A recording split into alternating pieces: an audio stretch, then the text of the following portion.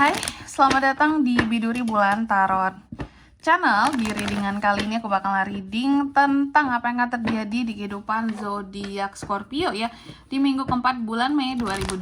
Oke, buat para Scorpio, kalau gitu coba langsung aja kita fokuskan dulu untuk tarik energinya kamu di sini Scorpio.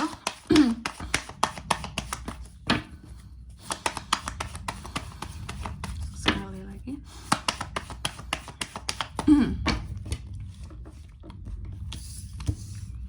Oke. Oh ya teman-teman, dan untuk kalian juga nih ya yang mungkin mau personal reading sama aku juga bisa banget ya, silahkan saja hubungi nomor WhatsApp yang ada di kolom deskripsi. Jadi kalau lagi ada masalah jangan galau-galau sendiri teman-teman. Karena apa? Karena personal reading itu murah, nggak mahal ya kalau sama aku. Dan untuk konsultasi juga silakan, tentunya gratis. Boleh tanya price list dulu, boleh tanya gimana caranya personal reading itu kak, langsung aja ya di nomor WhatsApp yang ada di kolom deskripsi. Oke, kita mulai buat para Scorpio di kartu yang pertama. Aku lihat di minggu keempat ini Scorpio, ada semacam waktu kamu untuk bisa istirahat ya Scorpio ya. Scorpio kebanyakan kerja kah selama ini, kurang liburan kah ya? Terlihat di sini memang ada waktu buat bisa beristirahat. Ada waktu kamu untuk bisa take a break lah gitu ya, biar nggak capek, biar nggak sibuk terus gitu, ntar tambah kaya Scorpio ya kalau banyak kesibukan cari cuan terus ya. Lalu yang kedua, untuk di minggu keempat ini juga aku melihat ada hal-hal tertentu yang di sini ternyata di minggu keempat ini akan gagal ya Scorpio ya. Cuma apapun itu yang gagal akan membuat kamu jadi merasa kurang beruntung ya.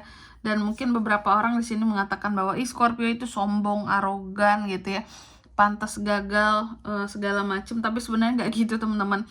Kamu gagal sesuatu di minggu keempat ini memang karena kamu lagi nggak hoki aja sih, aku lihat kayak gitu. Lagi kurang hoki aja ya. Bukan gagal yang gimana gitu ya, fatal atau seperti apa, enggak. Terus yang ketiga ada kartu The Hermit juga. Untuk di minggu keempat ini Scorpio, aku melihat kamu cukup banyak sabarnya, banyak introspeksi dirinya, banyak dalam mode perenungannya seperti itu. Aduh sorry goyang. Dan juga di minggu keempat ini aku melihat beberapa di Scorpio ini cenderung apa ya, bisa aku katakan kamu selalu berusaha untuk membuat diri kamu tuh menjadi lebih baik. Introspeksi diri itu sangat penting bagi kamu, yang kulihat seperti itu ya. Terus apa lagi kak, untuk di minggu keempat ini juga ada beberapa hal yang akan berkembang soal uang teman-teman ya. Bisa soal investasi, bisnis, usaha ya. Bahkan buat yang single, buat yang masih nganggur nih ya, belum kerja, buat yang belum bekerja, ada potensi loh Scorpio untuk kamu bisa mendapatkan pekerjaan baru seperti itu ya. Jadi ada beberapa hal yang bisa diraih tentang pekerjaan ataupun tentang uang seperti itu. Terus di kartu yang selanjutnya aku lihat juga untuk di minggu keempat ini Scorpio, memang kamu akan sangat berhemat ya. Oke, ada progres yang baik tentang kondisi keuangan kamu. Ada perkembangannya di sini. Tapi juga kamu dalam mode yang berhemat ya. Aku lihat kayak gitu, bukan berarti banyak uang, lagi banyak dapat uang harus difoya kan, enggak. Scorpio enggak gitu. Dia sangat mengontrol tentang pengeluarannya ya, dia sangat berhemat. Ya aku lihat gitu sih, kayak lagi berusaha untuk simpen uang aja gitu, kayak kalau nggak penting sesuatu ya nggak usah dibeli lah kayak gitu ya. Biasanya kamu kan mungkin suka hal-hal tertentu yang kalau lagi niat banget beli semahal apapun akan dibeli gitu ya, diusahakan. Tapi kalau ini kamu tuh di minggu keempat ini selalu berusaha untuk menimbang-nimbang, udahlah ini nanti dulu, ini lebih penting gitu. Jadi lebih banyak saving uang gitu dibandingkan untuk beli sesuatu yang full untuk keinginan banget gitu ya. Dan aku lihat juga di minggu keempat ini Scorpio ada hal-hal yang membuat kamu terkadang jadi nggak yakin, entah itu sama dirimu, entah itu sama orang tertentu ya. Ada sesuatu yang tidak bisa kamu harapkan di sini. Ada hal yang tidak berani untuk kamu lakukan. Insecure, kayak nggak ingin berharap sama seseorang juga, kayak gitu ya. Karena berharap sama manusia percuma kak. Wow Scorpio, itu betul. Terus untuk di minggu keempat ini juga hati-hati Scorpio, ada potensi ya terjadinya ketidakharmonisan dalam hubungan antara kamu dan seseorang ya.